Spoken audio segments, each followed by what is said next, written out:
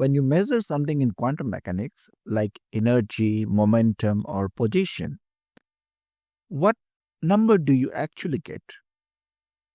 Is it a definite value, or an average, or something else? Two words often come up and confuse students: eigenvalue and expectation value. In this video, let us carefully untangle what each means in quantum mechanics. In the last video, we sorted out the difference between observable and operator. We said that observables represents the real physical quantities, and in quantum mechanics, we represent them as operators in Hilbert space. And to keep the measurements real, those operators must be Hermitian.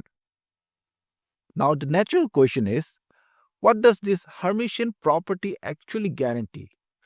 That is what we will uncover in this video by separating the ideas of eigenvalue and expectation value. From our last video, we learned that for a given observable A, we will have an operator in Hilbert space, and when this operator acts on a quantum state, it will give a new quantum state. But there are some special cases where when an operator acts on a quantum state, it gives the same quantum state multiplied by a scalar quantity. This scalar quantity is known as the eigenvalue, and the quantum state is known as the eigenstate.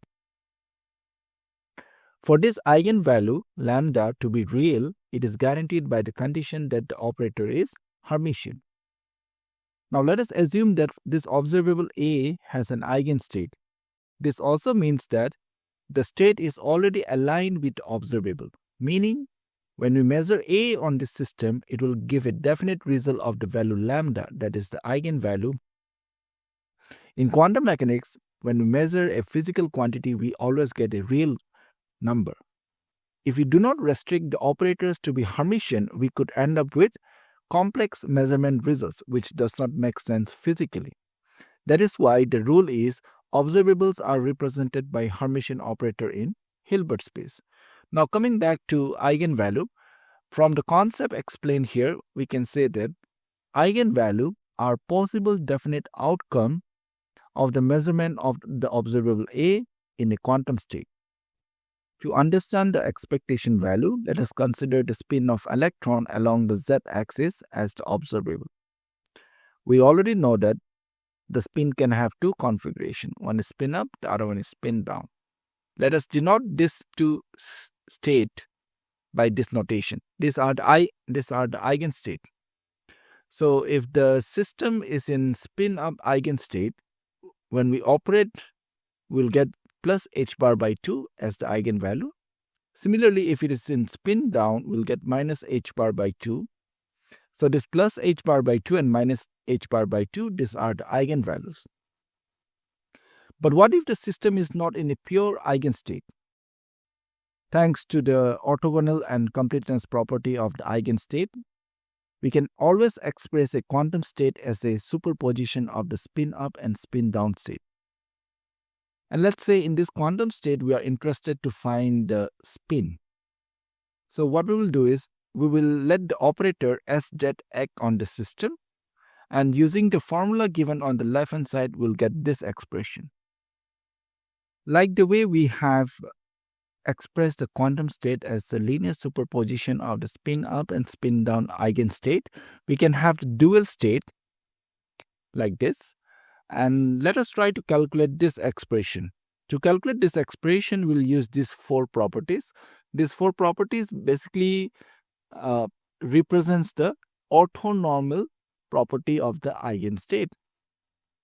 Now, using these four properties, we'll get this expression. And if we try to take the inner product with self, we'll get this relation. And if we equate to 1, it means that the state is normalized. Now, combining these two expressions, we'll get the final mathematical expression of the expectation value. But don't worry, we are going to analyze more on this formula. Before discussing more about the expectation value, here I would like to spend some few seconds to tell you what does this A and B means. So if I take the inner product of this quantum state with the spin up state, I'll get A. Similarly, With spin down, I'll get B. So what does this inner product on the left hand side represent? This represents the overlap or the projection of the state onto the spin up eigenstate. And similarly, this represents the overlap of the state onto the spin down eigenstate. Now, if I take the square of the mode, then this represents the probability of finding the system in the spin up state. And similarly, this represents the probability of finding the system in the spin down state. Now, let us take the same quantum state and make 100 identical copies. And in this 100 identical copies, let us measure the spin. So when we measure the spin of this 100 system, either it will have a spin up or spin down. So let's say there are 54 spin up and 46 spin down. So we can calculate the probability. So the probability of getting spin up will be 0.54 and the probability of getting spin down is 0.46. Now, if we use the formula that we have discussed, then the expectation value is 0.08 h bar by 2. So here you can see that the expectation value is very much different than the measurement outcome, that is either plus h bar by 2 or minus h bar by 2. In quantum mechanics, because measurements are inherently probabilistic, the expectation value is nothing but the weighted average of all the possible measurement outcomes with the weights given by the probabilities.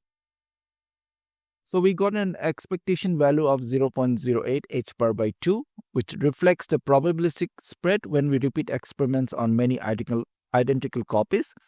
But when you do the measurement on a quantum system, you'll either get plus h bar by 2 or minus h bar by 2, which are the eigenvalues.